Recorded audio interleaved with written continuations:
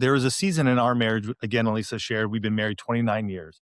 There was a very dry season in our marriage where Alisa and I were very lost in our sexual intimacy. I felt like we were just sputtering. I think she would say the same. We didn't know how to really pleasure one another. We decided to start using some toys. And it was the catalyst that allowed us to start talking again. Mm-hmm. And me and her both realizing what brings us pleasure. I can't remember, honestly, Robert, at this point in time, when the last time Alisa and I actually used a toy. We have used pillows. We do have our faux fur blanket. Mm-hmm. We do use lube still. So what we always share is like, if it's going to be helpful for you in this time period, then go use it. Mm-hmm. But don't let it become a crutch either. And it did become a crutch in our own marriage. And we have episodes around that at the One Extraordinary Marriage Show, just talking about how it became a crutch. And that's not healthy. It should still be that human-to-human connection. Toys are never a replacement for your spouse. Thriving in Tandem. It's a podcast for you, the married entrepreneur that wants to win in business and marriage at the same time. Welcome to Thriving in Tandem. All right. Welcome back to Thriving in Tandem. Hi, family. And honey, we have a show today. Oh, it's going to be good. You know, it's going to be a great topic. It's going to be a hot topic. It's all about sex. Woo! And what better time to talk about sex than in the month of February, right? And so we have, well, it's funny, right? When we had a meet and greet with Tony and we're getting ready, you went on this website to kind of check them out. It's like, who are we talking to, right? Uh-huh. And you're like, oh, they're sex experts. And I'm like, then you read that whole thing and that's what you got? I'm like, all yes. You picked out of that? It's like, I think they do more than just talk about sex. I don't think so. But anyways, they are known for that. So, but they're co-hosts of the top marriage podcast in Apple Podcasts, the One Extraordinary Marriage Show. We've been kind of following them for probably about 7 years. So it's great that we got introduced recently. Tony and Alisa speak to a worldwide audience about sex. Yes, there it goes. Love and commitment, and challenge every listener to make the relationship a priority.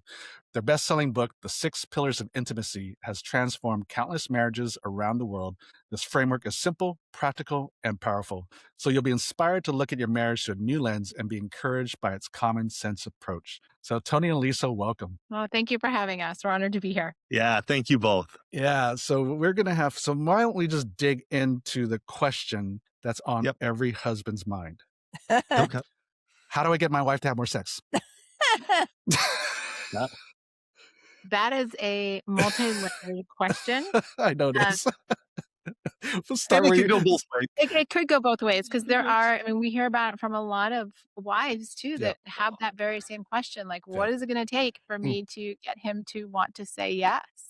Mm-hmm. And I think Tony and I have been married almost 30 years. Mm-hmm. And the answer to that question has changed a lot of time, a lot of different ways over the 30 years that we've been together. Yeah. For me, this is what I would say. Intimacy, that word intimacy, our society has hijacked that word to only mean sex. In true definition, the definition of intimacy is closeness and connection. And I think as men, husbands, as we can get closer and more connected to our wives, they are more open for us to be able to be sexually intimate with them. That's what would be like the 30,000 foot level. Now, there's many different things we got to do to get to that point, but that's a 30,000 foot level. Yeah. So that's start, because that was my second question, but you already pretty much answered it. But I'll get you a chance to rephrase it or re-answer it. But is a lack of sex the reason for lack of intimacy or the reverse? And it probably depends on perspective of the person. Well, it's interesting because we have actually polled our audience numerous times over the last 16 years. And, it really depends on which side of the fence you're sitting on. There are some spouses that really need that emotional intimacy to feel safe and comfortable enough to engage in sexual intimacy. And conversely, there are a lot of spouses who need that sense of being desired, that closeness and connection that only comes from sexual intimacy to feel comfortable enough to be emotionally vulnerable. And so it really is a chicken and egg scenario, which is why, when we talk about the 6 pillars, emotional intimacy and sexual intimacy are the 2 pillars on the end, because they both need to be strong to support everything that's happening in the relationship. All right. So let's start with the spouse that needs the sex to feel intimate. Let's talk to them because obviously the other spouse needs intimacy to have sex, right? Yeah. So isn't that where you have to start between the couples? Like you got to address the person that wants the sex to feel intimate. Well, and it's looking at, what are all of the patterns and the nuances that, the couple has developed over the years of being married. Like I said, Tony and I met when I was just turning 20. He was just newly 21. We are now at 51 and 52, right? Desire changes over the course of a marriage. The stressors, Tony and I work together. So the stressors of being together 24/7, doing everything together from a business standpoint, and then still making sure that there is a priority on our marriage as a husband and wife, aside from what we do here at One Extraordinary Marriage. And it's even just, like the physical changes. Yep. That happen, to our bodies and whatnot. And so it's looking at that and saying, okay, you're the one saying, hey, I need to have all of this sex in order to emotionally connect with you. Well, what is one step in the direction of the spouse that needs more emotional connection? Like you may be like, hey, I'm not gonna we'll have a conversation after we have sex. I'm like, well, you're gonna have some conversation to even get to the sex part. Otherwise, it's not happening. You can be high desire all you want, but if there isn't an emotional. So what you're saying is, being that this is, people are going to be listening to this right before Valentine's. And so they're planning Valentine's is the day. The pressure's on. So what you might be saying is we got to start priming the pump a little bit before the big day, right?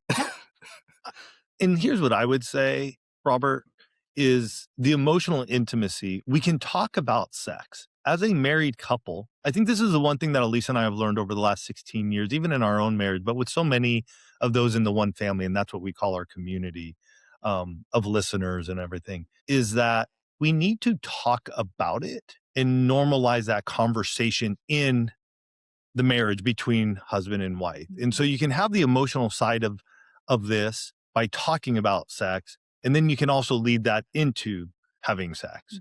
I think a lot of folks have lost the ability to communicate what does that look like. And it just causes a lot of friction amongst husband and wives. So let's start there. How do we start to have that communication? Because I think, if you grow up in most households like mine, we never, my parents probably never talked about it. So of course that's not a thing. And it's almost like taboo. And growing up in the church, of course, it's taboo to talk about it. So everybody's talking about it outside the church, but not in the church. Yeah. So we're already conditioned. We're already conditioned not to talk about it. So how do we start to have that? How do we get comfortable to have that conversation because it's not natural for? Well, I want to say first and foremost, thank you for doing an episode on this topic. Yeah. Because your listeners, like our listeners, we often find that it's very easy to say, oh, honey, I was listening to this podcast, right? And so now it becomes this almost this warm introduction, right, to a topic.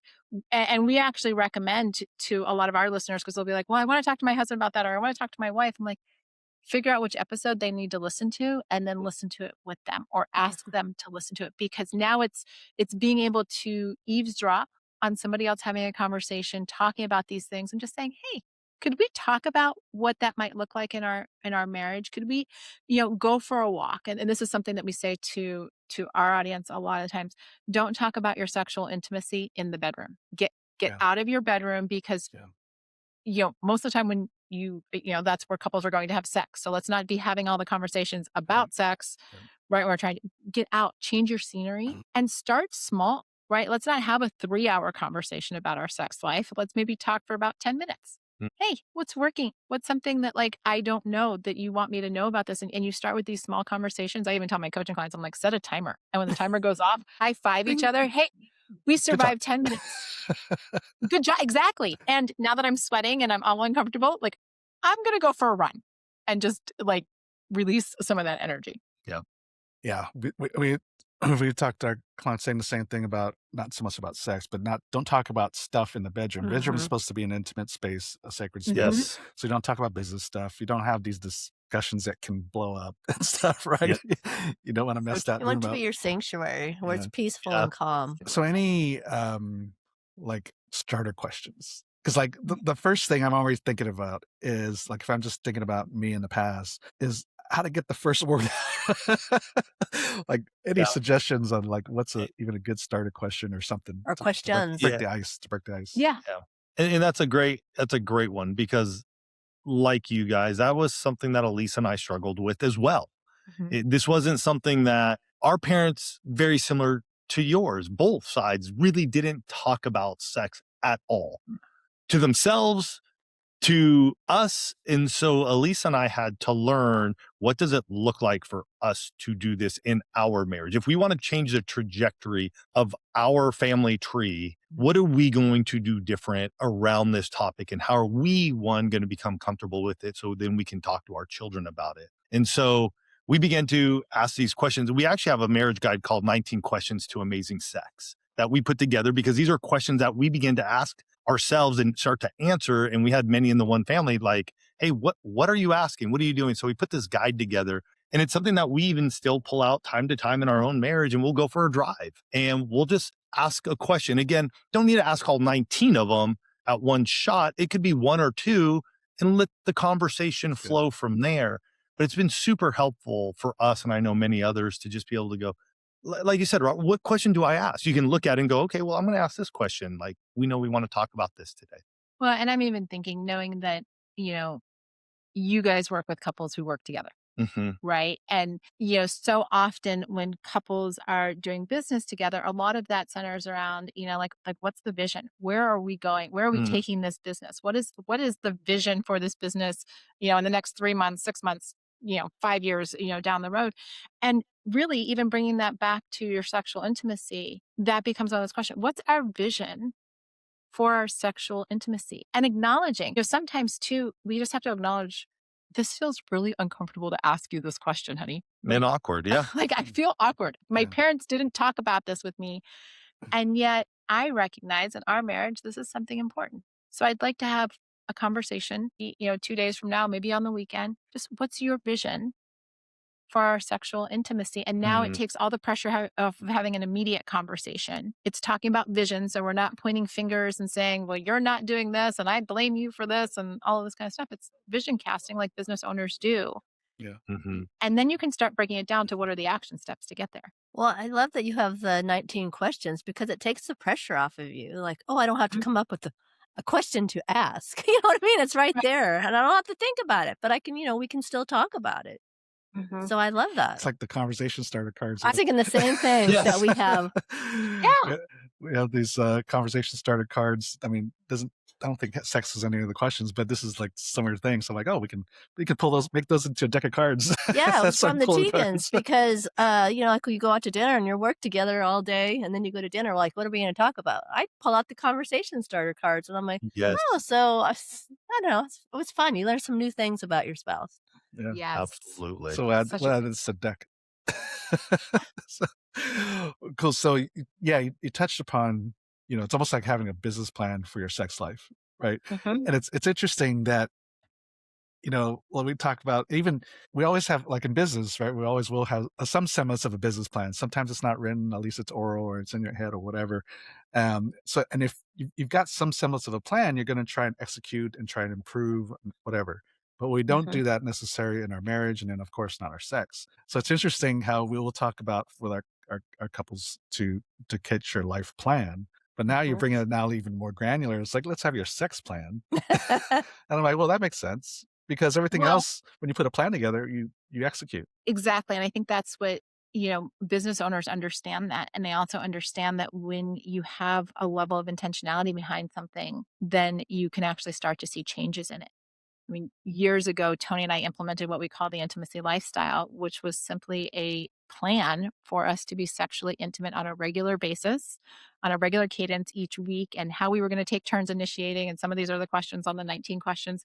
But it allowed our sexual intimacy not to be an afterthought or just something that we would hope would get handled, but rather something that was intentional so that it could be a valuable point of connection in our marriage. Mm-hmm. That's good. No, that's good. So make sure you download the 19, those 19 questions. Well, and it's more likely it's going to happen that way. If you've communicated and you set time aside as opposed to, oh yeah, I'm hoping it's going to happen. And then Exactly. it just kind of like disappears into thin air. It's like, oh, I'm Exactly. tired now, or it's not a good time, or, you Yeah. know, all kinds of stuff Yeah. pop up. And so let's dig into the issue of these husband and wife teams, right? You Mm. kind of alluded to already. You're working together and you're living together, doing life together, and just that busyness and responsibility and stuff can hinder intimacy. Mm. So, what are some things that you've seen, or what are some things that will help our entrepreneurial couples to how do we make sure that our intimacy doesn't erode and not increases as we're working together and living together? Well, I think one of the things, and Tony and I learned this from another couple probably 10 years ago now, 8 to 10 years ago. Couple that worked together, and they were very clear when they went out to eat. Mm. If it was either like a business meeting where we're going to talk, or if we were on a date. And so if it was a business meeting, they would sit opposite of each other so that they could be discussing and sharing ideas and that type of thing. If they were on a date, they would, tell the host, we sit on the same side when we're on a date, because that allows for the hand on the leg or the arm around, or the, sweet nothings whispered in the ear. And I loved that. And it was something that we've adopted because it changes your perspective, right? Like Yeah. you were saying, earlier, we could talk about business all the time, right? And you're like, let me whip out my phone. Well, there's less inclination to whip out your phone if you're really sitting right next to each other and you're like, okay, now I'm sitting next to you and my eyes are on my phone, where it's like, no, I can put my arm around you.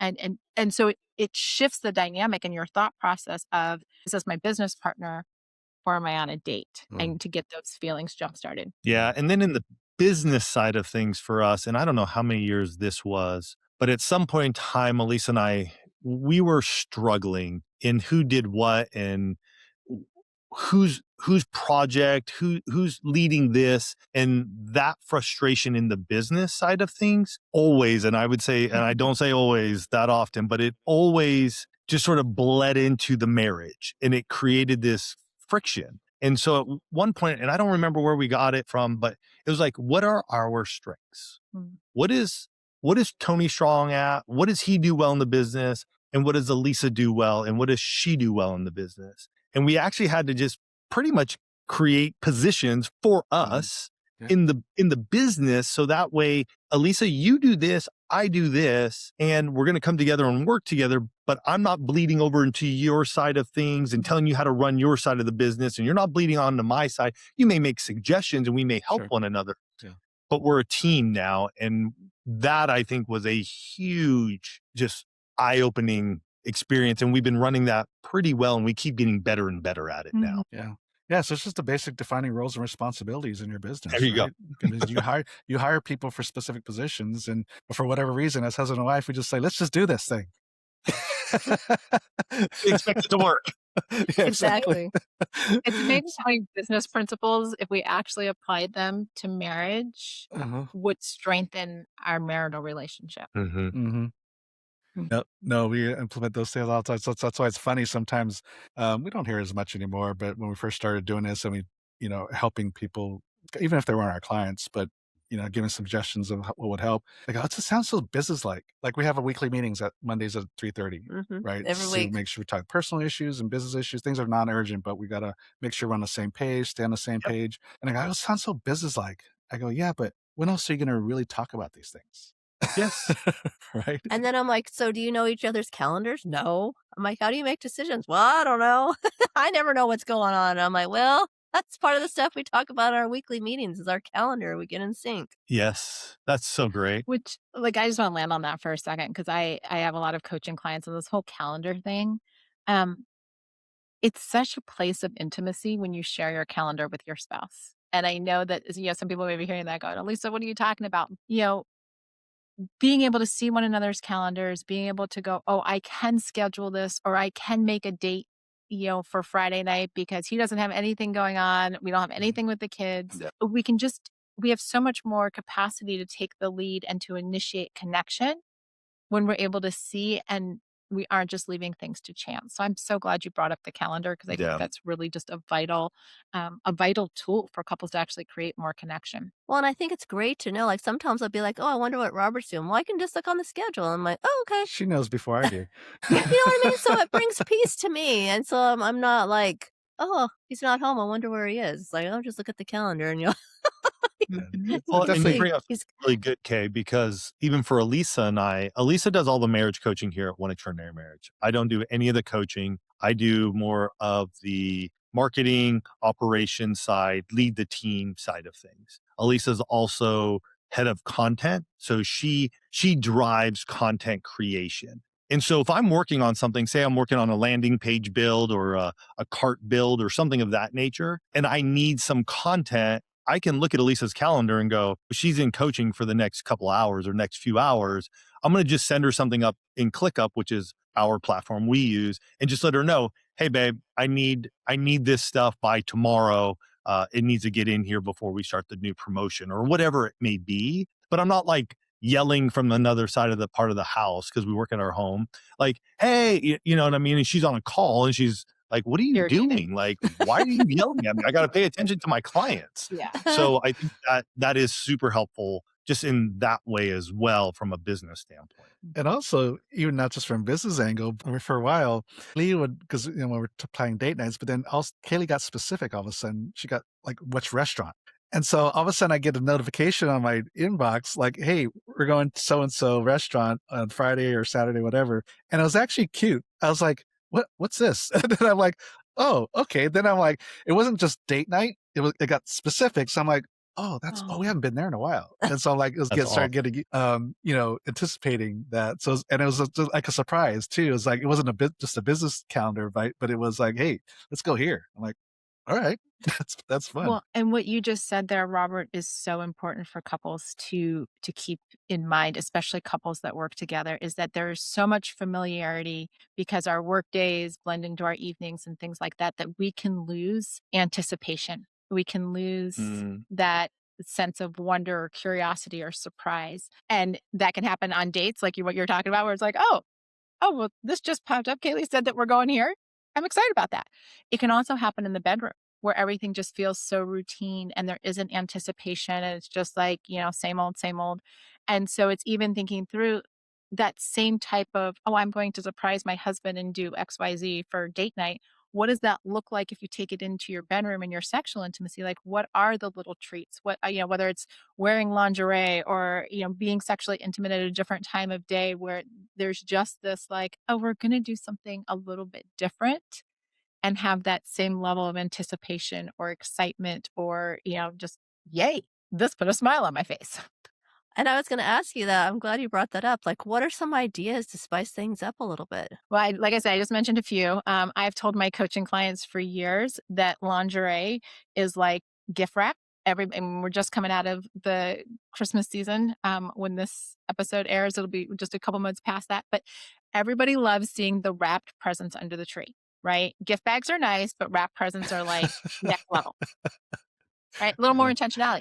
And I truly feel that lingerie is kind of like the gift wrap, right? But it's reusable gift wrap. You can, you know, take it off and use it again. It's fabulous. But that level of intentionality of saying, oh, you went out of your way to wear something special for me. And, you know, whether it's your favorite color, your favorite fabric, you can get all kinds of creative with it. But I think lingerie is definitely one of those ways to be able to spice things up and change things up. Yeah. And from my side, I always look at lighting, like Mhm. candles. What are some different things we can do? For some people, you know, they love music, even low-lying music.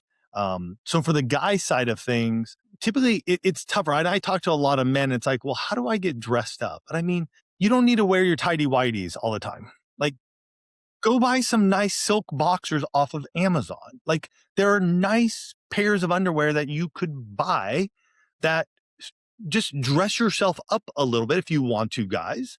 But even for us, a lot of it, when I'm trying to like even spice things up, I mean, we have what are called Liberator pillows. Wonderful piece of a Furniture. pillow, furniture. Yeah. I mean, they would call it furniture. We sell these products. We have our blanket. Oh, we got a faux fur blanket, you know, pull that out. I mean, there are little things that you can do that just go, something's different in here that we're going to start doing together. Right. It's all about setting the stage and the environment and saying, again, couples that work together can get into this place where it all just looks the same. It's It kind just of a blends. groundhog day. Everything blends one into another. And so it's like, how do I change the lights in the bedroom? Do I turn on a diffuser and change the scent? Yeah. Do we choose to have sex at a different time of day? Like, I tell a lot of my couples that I work with that do work together and they work from home, I'm like, look, stop trying to have sex at the end of the day when you're exhausted. And if the kids are gone and you have a lunch break, take a little bit of time for lunch to enjoy one another. Like, you don't need to spend an hour and a half for lunch just to sit down and eat and look at your phone. Go look at your spouse Yeah. for half an hour, 15 minutes if it's going to be a quickie or something. Just block it off so nobody else can schedule an appointment. And, we've had appointments on one another's calendars that will just say Tony and Alisa. There's an hour. It's just like, I'm saying this out loud. Our clients don't know that it's on the calendar. It's just a time that's not available. Okay. Yeah. So couples that work together have that option. Great. So this conversation leads into a question at hand, which is going to be the last question. Please. So, so look at your website. So another reason, if you're not interested yet, to go to their website, oneextraordinarymarriage.com. Toys. See, and then you wondered why I thought they do what they do. So, growing up, again, going back to our upbringing, I always thought toys are taboo. The only places that sell them are those seedy sex shops. Speak to that a little bit. It's on your website. You're selling them. You got to obviously it kind of ties into what we're just talking about, how to spice things up. But go ahead and speak to the toys. So the first thing I want to say is, if you come to our site, there are no models anywhere, period. We display sex toys, the pillows, lube in their product. That's what it is. And for us, that matters. So something Alisa and I have said for many, many years, what you do in your bedroom is between you, your spouse, and God. That's it. I'm not saying bring somebody else into your bedroom. That's not what I'm saying to do. What you're doing is between you, your spouse, and God. Period. If sex toys are something that may enhance that in a time that is needed, then go for it. There was a season in our marriage, again, Alisa shared, we've been married 29 years. There was a very dry season in our marriage where Alisa and I were very lost in our sexual intimacy. I felt like we were just sputtering. I think she would say the same. We didn't know how to really pleasure one another. We were trying to figure this all back out again after a very long, dry season. And we decided to start using some toys. And it was the catalyst that allowed us to start talking again. And me and her both realizing what brings us pleasure. I can't remember, honestly, Robert, at this point in time, when the last time Alisa and I actually used a toy. We have used pillows. We do have our faux fur blanket. We do use lube still. So what we always share is if it's going to be helpful for you in this time period, then go use it. But don't let it become a crutch either. And it did become a crutch in our own marriage. And we have episodes around that at the One Extraordinary Marriage show, just talking about how it became a crutch. And that's not healthy. It should still be that human to human connection. Toys are never a replacement for your spouse. Yes. Our view is that they are an enhancement to the connection the two of you have when you're engaged together. Yeah. And so it is always a we. This is a we option, not a me or you option. And they don't have to be an all the time thing. They can be it hangs out in the nightstand, and when you need it or when you want to use it, you have, hey, what do you think about this tonight? And if it's a yes on both sides, great. If it's not, okay. It's not a form of rejection. It's simply just an opportunity for connection, a form of connection. Oh, that's fun. Well, that's a great way to end it, which means, you always talk about marketing, right? It's always about the hook. So this will probably be in the front end of the video. But the episode. Yeah. What's that? I said this will end up being the beginning of the episode. Yeah, exactly. But Tony and Alisa, thank you so much for coming on. This has been a really fun conversation. Where else? Besides oneextraordinarymarriage.com, where else can they find you? Yeah. So we talked about those 19 questions to amazing sex. So I would say if that's something you're interested in, just going, hey, what are some questions I or we can ask and answer to one another? Go to oneextraordinarymarriage.com/19Q. And that will allow you to go download that, check it out, use it, and enjoy it. Awesome. Well, thanks again, Tony and Alisa. And for those you're still listening, so which means this has impacted you, you probably want more. So definitely go visit them, follow them on social media. and share this with another married entrepreneur that I'm sure needs to hear this, because we can all use a little bit of extra spice in our life, right? Can't we all? Yes. All right. So until next week, y'all, God bless. Thank you for listening to the Thriving in Tandem podcast. Please visit our website, marriedentrepreneur.co, for a variety of free resources to help your marriage and business succeed. And feel free to leave us a review and share this episode with another married entrepreneur. That would mean so much to us. See you next week.